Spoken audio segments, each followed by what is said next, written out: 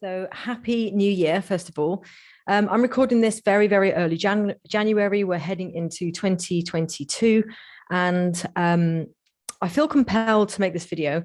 I haven't scripted anything. I've literally made a couple of bullet points here that I'll probably refer to because I want to make sure that I include those.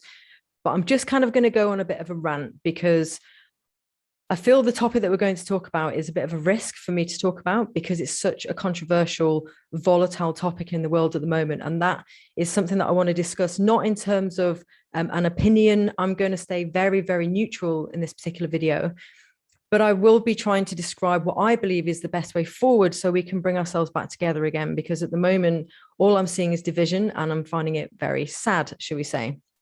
So as I've already expressed, this is going to be a controversial one. So the thing that is going around the world at the moment, COVID. I'm not going to say the word because YouTube have like bots that kind of recognize words. And then if people are talking about this and they decide that they don't like it, they can just completely deplatform you.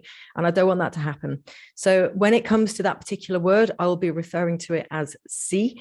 And the promoted product that is being sold to us as something that will help with that, the thing that you put in your arm, I'll be referring to that as V.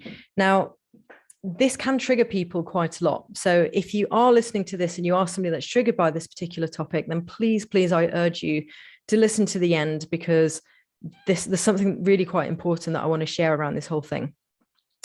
What I have found very fascinating in the last 2 years, and particularly this last 12 months or so, is I have a number of different social groups with my sports team, with my music friends, with my family, with my different social groups, some from school, some people I've known for, just last few years or whatever.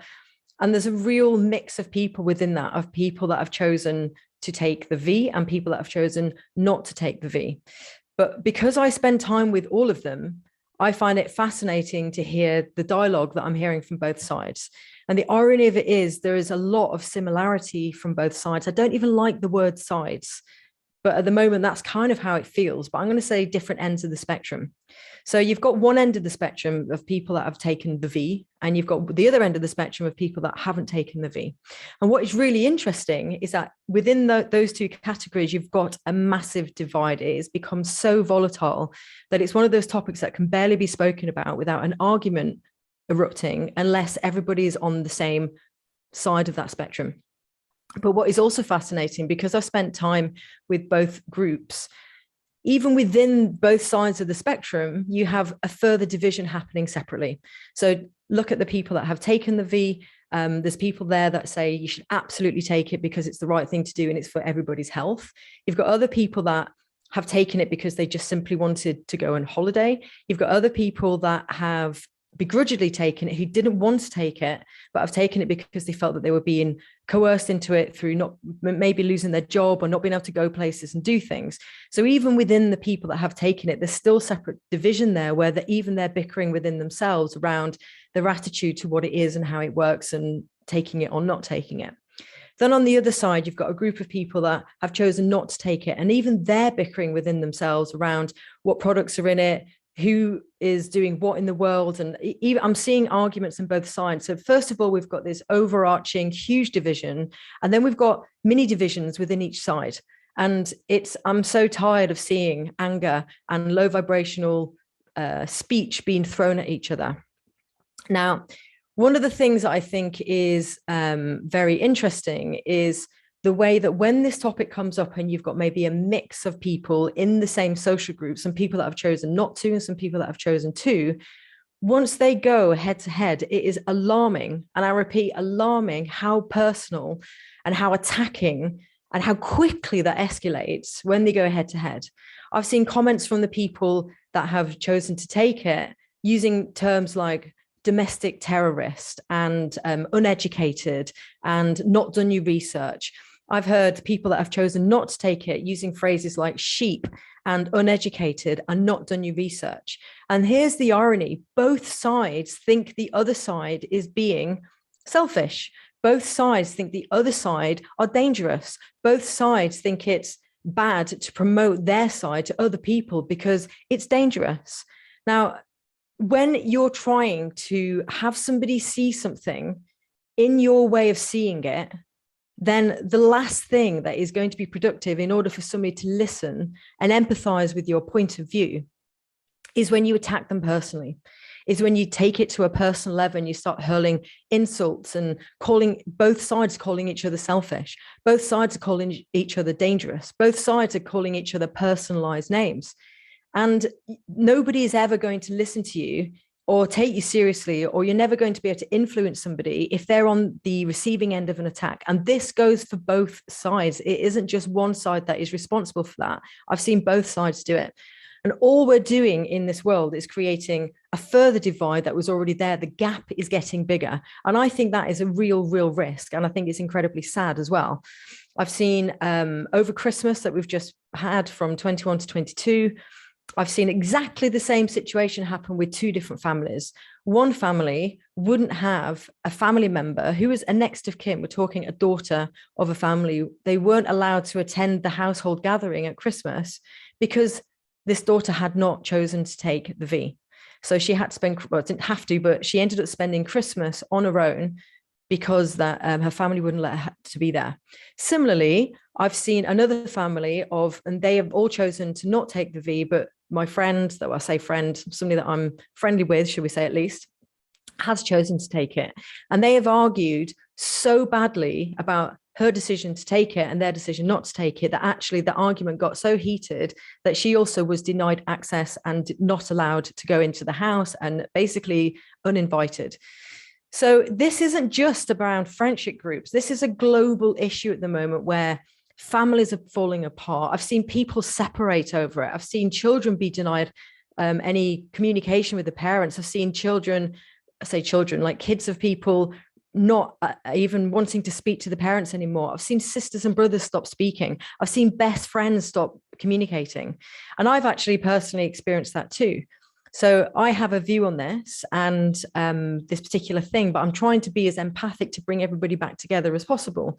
But I did have a friend simply message me out the blue saying, have you taken the V?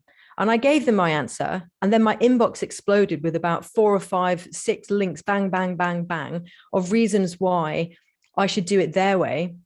And when I went back and said, look, I'm happy to speak to you about this, but I'd like you to listen to my point of view as well, the response I got was, I'm not interested. We've said enough. I was like, said enough? I haven't said anything yet. And I actually now have not been able to reach that person for over a year, and they've just completely blocked me. So it's happened to me personally where close friends have actually had this massive division. Now, my motive in this video, if nothing more, is to make this division smaller and ideally is bring us back together again.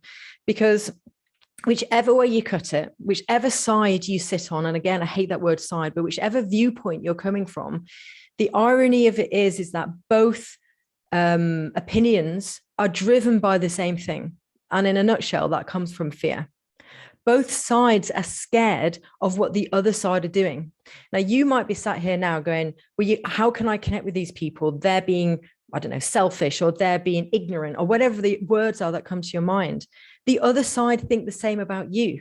So you've basically got a situation where you've got two options, where you can either disagree and hate each other, or you can disagree and have empathy for each other.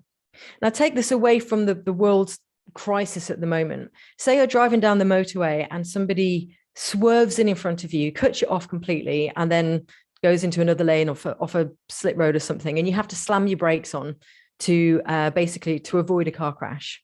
Now, in that moment, you're probably going to be huffing and puffing, being very frustrated by the negligence of this other person, by the way that they're driving like a maniac. You might have, throw out a few swear words, whatever. But then if you found out that that person had done that maneuver because they were in a massive desperate rush to get home to see their dying child that had hours to live, how would you feel about that maneuver then? And this is the point. That doesn't necessarily mean that you'd enjoy that maneuver happening, but by attaching to the empathy of why they've made that decision to do what they've done, even if you disagree with it, you might be able to understand it better. And then at that moment, it will help reduce your own anger, help reduce your own frustrations, and maybe enable you to have a bit more empathy and potentially connect to that person if you ever were to properly speak to them. And this is my message within this. You have to remember that both opinions within the situation, both of them think that their worlds are falling apart. Both of them think that the other side are doing something dangerous. Both of them think that the other side, by encouraging other people to do things their way, is actually dangerous. So when you can connect with that, at least if you disagree, you can have a bit more of an understanding and empathy for that other person. And even if you're sat here now going, but I can't connect with them because they're stupid or they're dangerous or they're selfish or whatever it is, and wherever you sit on that particular opinion, you're still trapped into your narrative. There's this insistence in this world around being right, and this this whole insistence on being part of a tribe, being part of a team. This is my side, that's your side, and I'm right. And this just thing about like the inability to even listen without being triggered. Now, the interesting thing is, I don't think C has actually caused this problem. I think what C has done is expose a problem that we've had in society for years. But because this is one of those volatile topics, it becomes one of those things that it exposes what was already there. This basically this hole in our inability to communicate with empathy, this inability to actually stop and listen and even comprehend why this other person has made the decision that they have. Now, that doesn't mean you have to agree with it. This isn't about it will only work if they change their mind and come to my side. It isn't about that. It's actually just understanding why this person has made their decision. And if you're incapable of even going there and listening to it, then that is something that we have to look at within ourselves in that particular personality trait. Why have we got to such a state in society that we can't even communicate with people to understand why they've made a decision that they've made, even if we disagree with it? But if I use another example, let's look at Brexit. Now, particularly if you live in the UK, you will remember it being a very, very, very volatile topic. And I don't know if you ever witnessed a Remainer or a Brexiteer going head to head over if we should leave or stay in Europe. But whenever I saw two people go head to head in that debate, I never saw a good outcome. All I saw is increased anger. All I saw is people getting personal. It was almost identical to this, but just on a different theme. And that is a reflection of how we are unable to actually communicate and keep it on point, keep it calm, and not take things so personally when the other person sees it differently. But if you ever witnessed an argument around Brexit, when did you ever see one person go, oh yeah, that's a good point. Yeah, actually, all your points are more valid than mine, and I'm going to now agree with you. I never personally saw that once, and I saw a lot of people arguing about it. So this is the same situation. Now, there is a plethora, and I repeat, plethora of information out there suiting both sides. Both narratives can be backed up with a hell of a lot of science. So when people start shouting about science, unless you've actually gone out and done research scientifically on both sides, then nobody really is able to make a strong argument. But if people physically have done that, then at least try and understand where that person is coming from, and then try to make a calculated understanding of why they've made that calculated decision for themselves. But at the moment, I think a bigger issue that we have in the world is how easily triggered we are, how divided we are. We are much more effective as a nation when we come together. Now, you still might be sat there thinking, yeah, but this is dangerous. I can't be around people with who've not taken the V. And other people might be thinking, but this is dangerous. I can't be around people that have taken the V, because both have a narrative around how it's dangerous to spend time with the opposite. So think about it. Where are these narratives coming from? Because it's not us. We are effectively guinea pigs in a massive, almost narrative that's been pushed down from higher people. And for me, that's the thing that we need to be paying attention to. What narrative are we jumping onto? What research have we done? And how are we responding to it when we speak to other people? Because another thing I found fascinating is that when I've seen so many different arguments unravel, whether I've been there personally or whether I've seen it on social media. I don't really go on Facebook that much, but whenever I have, I've seen so many arguments erupt around this. I go on LinkedIn quite a lot because it's where I have quite a big presence. And I've seen so many arguments erupt around it there as well. So the point is, it's everywhere and it's spreading and it's getting worse, in my opinion. And if nothing more, if we can actually end something with, I disagree, but I understand why you've made that choice. First of all, you'll feel better because you won't be carrying that tension and that anger with you once you leave that party. And two, it will bring us back closer together. Now, just to make this clear, I know this is not easy. I know it's not easy to communicate in a way around something that you may feel very, very strongly about. And I'm not saying I've been innocent. At the beginning of this, I was reading both narratives. I made my choice around what I've chosen to do regarding the V. And it does become quite anxiety inducing when you believe in one narrative more than the other, when you see people that you love do the other one. And I made the mistake of engaging in those conversations myself. I don't think I ever got personal and attacking, but I was driven from fear around, please do it my way because I feel that you're at risk. That was basically my motive. But I've learned quite quickly that it doesn't change anything. And if anything, you push them further away. And I've taken a completely different approach now, that if people can't talk about it in a really calm and empathic way, then the best thing to do is just not to discuss it. And if it is something you can discuss, then I suggest that you make some form of like agreement in advance that it's going to stay calm, it's going to stay respectful, and it's going to be around what is your opinions, and mostly to explain what fear you have of doing it the alternative way, because this isn't about trying to convince them, it's trying to make them understand why you carry that fear and therefore why you've made the choice that you have made. And this isn't just about having them understand how you feel. You absolutely have to give that back in return. Try and connect with what it is that they're thinking and what understanding they have of the situation. But most importantly, connect with their fear. Understand and empathize with how they feel will be the fundamental difference. Allow them and enable them to feel heard rather than just dismissing them with shaming insults that most people at the moment are doing. This is a two-way street. Having them understand you is only half of it. You absolutely have to understand them as well and offer that empathy in return. And let me express, this doesn't mean that I don't carry fear anymore around people that have made an alternative choice to me. But what I have learned is that people choose their path. People are responsible for making their own decisions. Does that become scary? Yeah, it does, because I still sit on one of those sides in terms of my beliefs.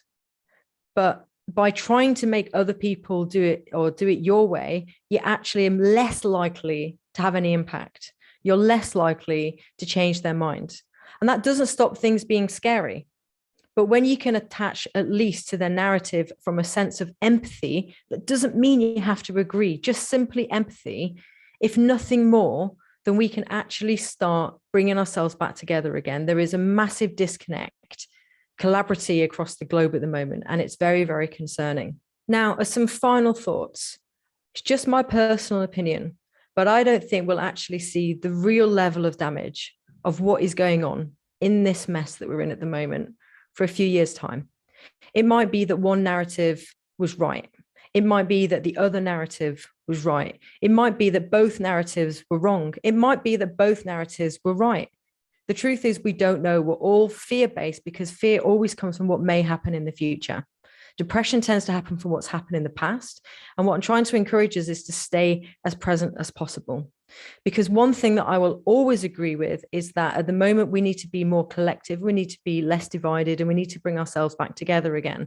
Because I still stand by that no matter what happens with this thing with C at the moment, one thing that will not serve anybody, and I repeat, anybody in the future, is one, being disconnected from people, and two, having a level of discrimination that emerges from this. We have spent years and years trying to fight against racism and people being homophobic or people being judged because of a social class. And we're kind of heading in that way, whether you choose to have the V or you don't have the V. At the end of the day, when we start creating a social status based on a medical status, I strongly, strongly disagree with that. And furthermore, it starts leading into a world where the government start dictating what we can and can't do. Now, in 10 years' time, when we're all a lot clearer around this shit show that we're in at the moment and where that's going to lead, none of us will be in a better position where they dictate where you can go, what money you can spend, what access you can have to medical treatment, who you're allowed to spend time with, when you can and can't leave your house. And that can all be controlled. I believe that we're at the risk at the moment of a very thin end of a very, very fat wedge. And we're so busy arguing between each other around something that is going on that we're all very passionate about. We're not even recognizing that we're heading into something that we're completely going to end up just being told what we can and can't do. And that to me is a massive risk, but we're not even paying attention to what that looks like because people are so stuck in, I have to be right and you have to change to make me feel better. So I don't really have a lot more to share on this. As I've said, I've tried to make this video as neutral as possible. I'm trying to explain that if you are somebody that is very, very passionate, and trust me, I have been very passionate about this and I still am very passionate about it. But I believe that people choose their own paths. Does that scare me from time to time? Absolutely, it bloody does. It's reduced me to tears more than once because I'm scared of people that have chosen to do things differently to me. But it isn't my place to ram that down people's necks and to insult them personally. And if I were to do that, that is the last thing that's going to help me or them and my relationship with them. So if nothing more, I hope you can listen to this and understand that actually it's really important that we stick together. And if you are triggered by it, then at least this is a new level of self-development that you can step into where you can actually authentically and empathically engage with another person who has an alternative viewpoint and keep it respectful. And if nothing more, what you might find is that you still walk away and your opinion hasn't changed, but you feel like you've got a bit of a connection with that person again. You feel that you've got a mutual respect for that person. And that, I believe, is absolutely paramount for what the state of the world is in at the moment. I hope you found this helpful and I'll catch up with you soon. Cheers.